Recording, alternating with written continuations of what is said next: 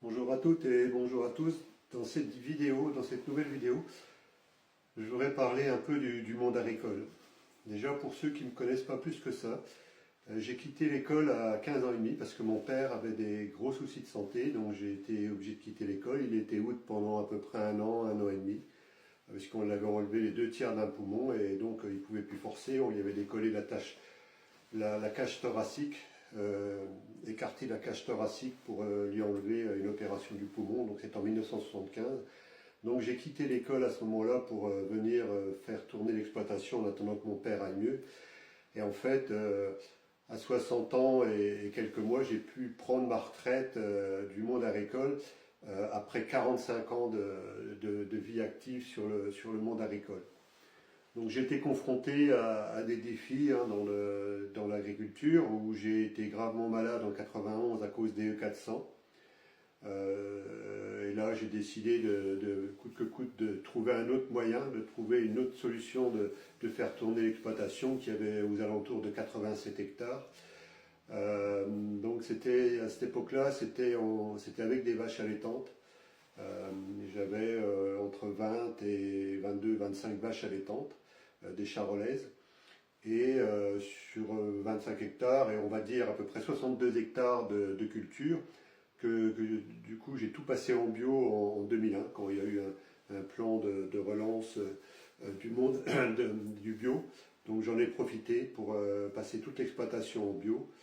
Et petit à petit, au bout de quelques années, j'ai même arrêté les animaux, puisque c'était une charge de travail très énergivore. Et moi, étant mon corps de ferme en plein milieu d'un village, je n'avais aucune pâture à part un demi-art euh, à côté de la maison, donc je n'avais rien du tout. Il aurait fallu que je construise à l'intérieur.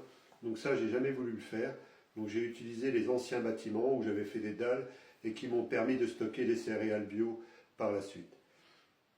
Donc ça, aujourd'hui, là, c'est surtout une présentation de qui je suis, parce qu'aujourd'hui, le monde agricole va falloir qu'il reprenne les choses à son compte et ne plus d'être dépendant de certaines structures.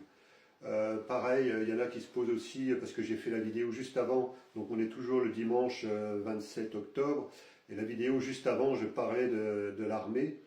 Mais je voudrais dire aussi que le rôle de l'armée et de la gendarmerie aujourd'hui en France est de protéger la propriété individuelle dont fait partie l'humain.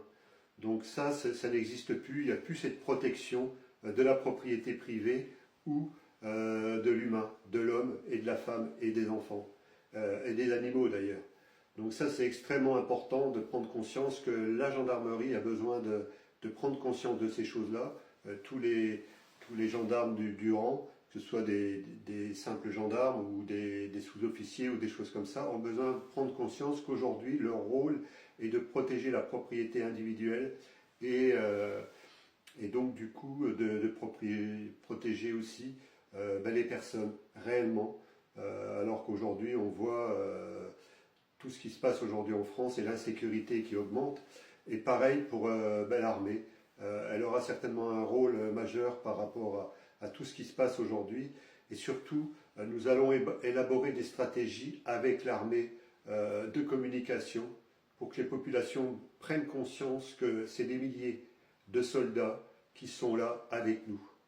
Et ça c'est important et j'aimerais dans les semaines, dans les mois qui viennent, que de plus en plus de personnes viennent nous rejoindre au niveau de l'Alliance, aux côtés du MPI7, pour que nous puissions montrer à l'armée et que s'il y a des personnes qui veulent prendre la parole, quand on fera des échanges aussi avec les personnes de l'armée, vous êtes les bienvenus, parce que plus on sera, mieux ce sera aussi par rapport à tous ces gens-là qui sont laissés pour compte dans le domaine de l'armée, et il y aura un juste retour, c'est-à-dire une coordination et une collaboration avec la population et avec l'armée.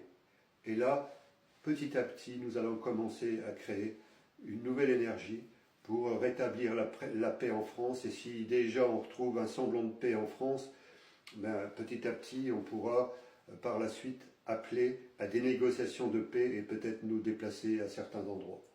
Donc là, je voulais seulement faire une présentation rapide pour vous montrer qui j'étais, d'où je suis venu. Voilà, donc je suis issu d'une famille de 5 enfants.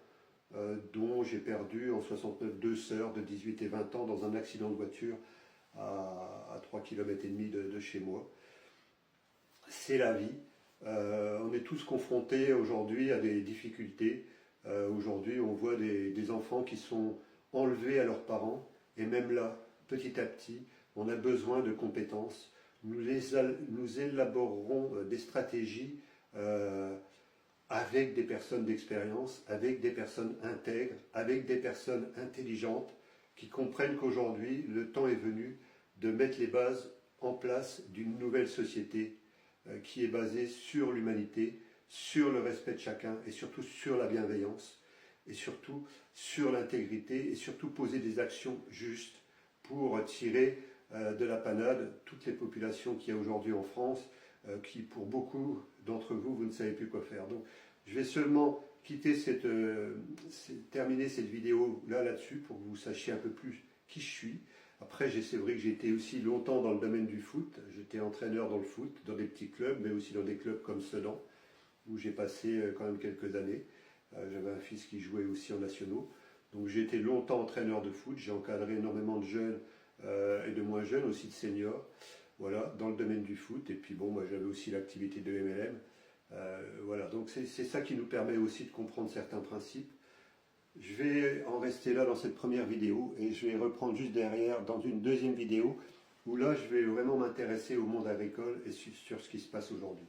Voilà, merci de votre écoute et à tout de suite.